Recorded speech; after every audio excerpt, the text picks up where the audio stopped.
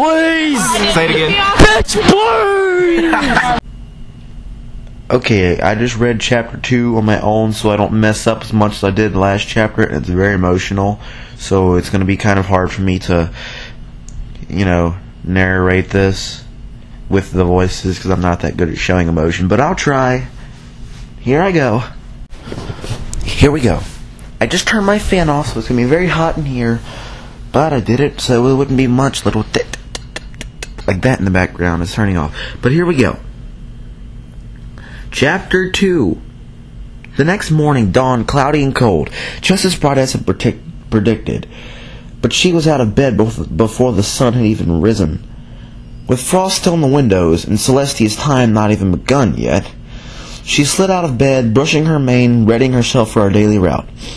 Through rain, sleet, snow, and hail, nothing would stop the pony's mail. But before she left their home, Bright Eyes poked her head into Honey Muffin's room, watching her sleep peacefully for a moment before ducking back out. She felt a little bad, just leaving Honey Muffin here alone every day like this. She was new in town, and even though she didn't really need Bright Eyes' help anymore, she still fretted over her. Bright Eyes had never had anyone to fret over before.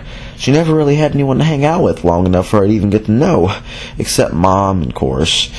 And when she of all people, the most productive male pony but most ignored towns-pony, had been selected for the honor of showing her around, oh, it was indescribable. She was scared, of course, of sharing a house with someone after so many years of living completely alone, but she was excited. Well, more excited than afraid. She had never had anyone to protect or keep safe, but she knew that she would be safe at it, good at it. She just knew. Just like she knew she was good at delivering mail, she would be good at this too.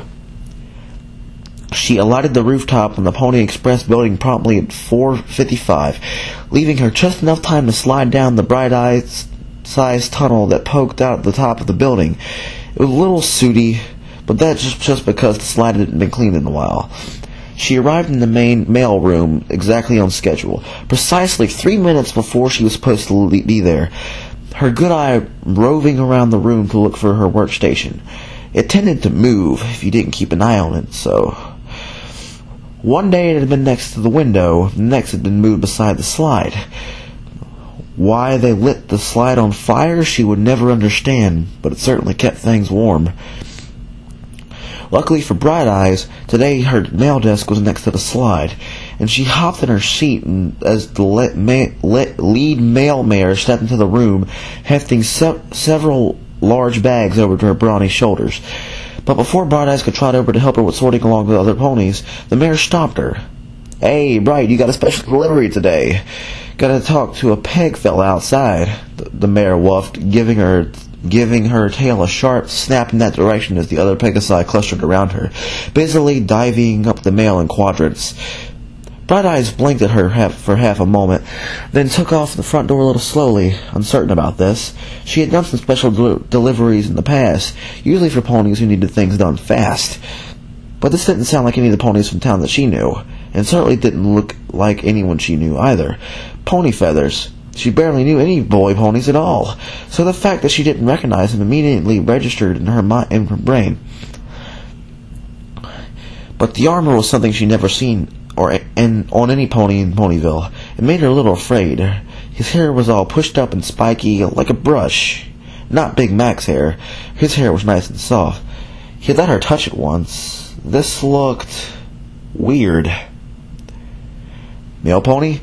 Here are your packages to be delivered." The stallion broke in a sharp, clipped tone, not meaning her eyes, or even her good one. She started straight ahead, and his wing gave one little jerk towards the pile of boxes that had been piled next to the little cart he pulled. Oh, that was a lovely cart. Despite her duty, Bright Eyes found herself drawn to the intricate, filigree vehicle, all white and gold and shiny bright, and even dim beams of barely risen sun. Before she quite realized what she was doing, she'd inched over to it, completely unaware of the stallion's eye on her as she drifted over to the little looply cart behind him. It was small, just big enough for one pony to ride in, but he'd arrive alone. This must have been where the boxes were carried in on. He couldn't have carried them all otherwise. Goodness, look at the detail, even on the inside of it. Even though if no one would ever see it, it was swirly and golden and so very pretty. Bright Eyes wasn't sure that she'd seen anything so pretty before in all her life. Her eyes slowly followed the heaviest of the filigreed swirls where they circled around the golden white wheels, their spokes elegant and tapering, up to where the swirls became well-oiled straps of leather connecting to the stallion's armor. Golden and shimmering, it protected his back, shoulders, and legs, with the helmet as a separate piece up top. And that was hair sticking out of it, wasn't it? It was really blue, just like his tail. So it must have been his own hair. How he got it to be all brushy like that inside his helmet? She didn't know. Did he have a special brush? Maybe he did, but it must be a soft brush, because his hair still felt so soft, like a broom made out of pony hair, or bunny fluff, or something soft like that. Maybe he used special soap to... "Excuse me, male pony," the stallion asked, his voice a little strangled as he stared up at the bright eyes in confusion and distress. The closest the palace guard would ever allow himself to become. "The packages?" he asked the blue pony currently hovering above him, stroking his mane with a vague, far-off gaze in her eyes, neither of which were focused on him. Bright Eye's good eye abruptly zoomed into his face, meeting his confused gaze, then quickly whisked away again as she pulled back, bringing herself to the ground, a little backwards inside-out loop. Right. Thanks for the boxes." And with that, she wrestled her forelegs around the first one and took off into the air, looping a little to the left as she zoomed out of sight. A few streets passed before Bright Eyes realized that she hadn't checked the address on the first box, and so she settled herself down to an empty patch of pavement to examine it. With great surprise, once she managed to translate the loopy, swirling writing used, she recognized the address as her own, although it was addressed to Miss Honey Muffin instead of Miss Bright Eyes. She wasn't sure if she could even be a miss, but she knew Honey Muffin must be one. It said so on the box. But why did Honey Muffin have so many boxes coming to her? It just didn't make sense. But it wasn't her job to dissect all the mail that she delivered, so Bright Eyes simply lifted the boxes up into the air once more, heading for home. The boxes were fairly heavy, but to a practical mail mare like her, the weight wasn't difficult at all. She made the 4 trips back and forth between her home and the post office without delay. And by the time she delivered the last box, Honey Muffin had woken up and taken off to parts unknown. Well, she wasn't home, so the least Bright Eyes could do would be take the boxes to her room for her. The second part of the delivery went even quicker than the first, but after the first 4 boxes had been stacked up in the room, things began to get a little dicey. She eventually gave up on attempting to stack them all vertically, since they were starting to wobble quite a bit. But she just settled the 5th box to the floor. Her back hoof nudged the pile ever so slightly, in the spot where she couldn't see behind her. Like a stallion who had drunk too much, the pile of boxes shuddered and slowly tumbled down, bouncing over one another. Bright Eyes attempted to catch as many as she could, their blunted edges dragging against her forelegs sharply, but she couldn't save the very top box that tumbled behind her. It bounced once, twice, then the top finally gave way, popping open as piles of scrolls spilled out into the floor. Panicked, Bright Eyes fluttered over to the floor, hurriedly scooping all the scrolls back into their box. A few of the scrolls had been rolled open, so she tried to re-roll these as she went.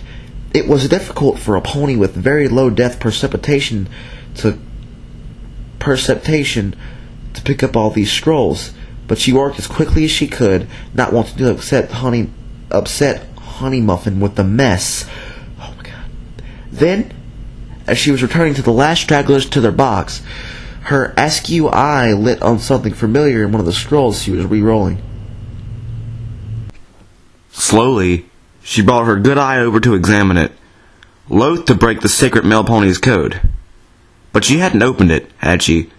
And besides, the scroll was about her, and there was no crime in reading something about her, was there?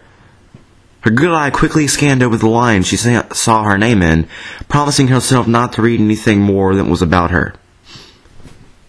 Derpy Whooves, who seems to be something reluctant in the town, has a representation of varying degrees amongst the other Ponyville population. "That girl ain't got nothing between her ears," was one noticeable quote, which seemed to be verified by the other members of town. General conscious is that she is mentally incapable of caring for herself, which is all more the reason why your decision to send me here as a guardian for her is a wise one, Your Majesty. I will do my best with that base intelligence is there, but I must warn you that my recommendation might be for a group home for her, oh my God, where she can be treated as the filly her mind believes to be for the rest of her natural life. Although my aid would certainly help her, I could not provide the 24-hour care she would obviously need. Bright Eyes? This voice drew Bright Eyes' good eye away from the scroll suddenly, landing on the mare who stood in the doorway. Honey Muffin smiled at her, with the same smile she'd been smiling for the last few months. Needles and brambles tangled in her mane. A smile of friendship, or pity. Ooh, this is getting... Oh! Bright Eyes, what's going on? I went out to get some pine cones for us to decorate. What's all this? She asked slowly, her eyes flicking over all the scrolls, her eyes widening as she realized what she was seeing. Her eyes found the scroll under Bright Eyes' Who's last of all, and she darted forward, grabbing the scroll with her teeth and removing it from her sight that could make Bright Eyes forget what she'd seen. She tossed it into a box without even looking at it, confirming Bright Eyes' suspicion. "Are you looking at my mail?" That was a horrible voice. "What was that?" Bright Eyes asked softly, her gaze dark in one eye that fixed on Honey Muffin, the other wandering somewhere else as usual. It was nothing. You don't have to worry about it. It's just letters from home in Canterlot." Honey Muffin lied, hoping that Bright Eyes' delayed reading ability hadn't afforded her time to figure out the basis of the scroll. What were the chances that this first scroll that she picked up would mention her explicitly, right? "I'm not disabled, Honey Muffin. I'm not stupid," Bright Eyes said softly, her gaze fixed on her roommate. "You can't lie to me like I'm a filly." "I didn't... Okay, I was lying, but I don't think you're stupid. I just don't want to..." Honey Muffin began, stumbling over her words. "You said you would do the best with my base intelligence. That I was more of a filly because I was so damaged in my brain." "I'm not damaged," she said steadily, her scowl darkening and darkening until Honey Muffin feared she might burst out yelling, or screaming, or something hysterical and so very unfamiliar to the quiet pony she had gotten to know. But even as she waited for the volcano to erupt, the smallest tears found its way down Bright Eyes' gray-blue cheek. And just like that, all the fight went out of her. Her eyes were still narrowed, but they were dark with hurt, not anger, and her wings drooped at her sides limply as her ears fell to half-mast. "Bright Eyes, I didn't mean... I'm not damaged. I did fine by myself," Bright Eyes said suddenly, her words punctuated by a soft, sudden gulp, tears gathering in her yellow eyes. "I don't need you to babysit me anymore, Honey Muffin." And with that, she took off at a gallop, pushing past Honey Muffin and disappearing to the front door. "Bright Eyes, wait!" Honey Muffin cried out, galloping after her. But it was no use. By the time she'd gotten to the front door, Bright Eyes was gone. Well, that's the end of Chapter 2. Again, I'm going to say I do not own this. And if you want to check out any of my stories, I am Shad Maria 2. Either that or Shad Maria 1. I'm pretty sure I'm Shad Maria 2. On fanfic.net. And Chapter 3 should be coming out within 2 or 3 days. So, see you then. Oh, and by that I meant me reading it.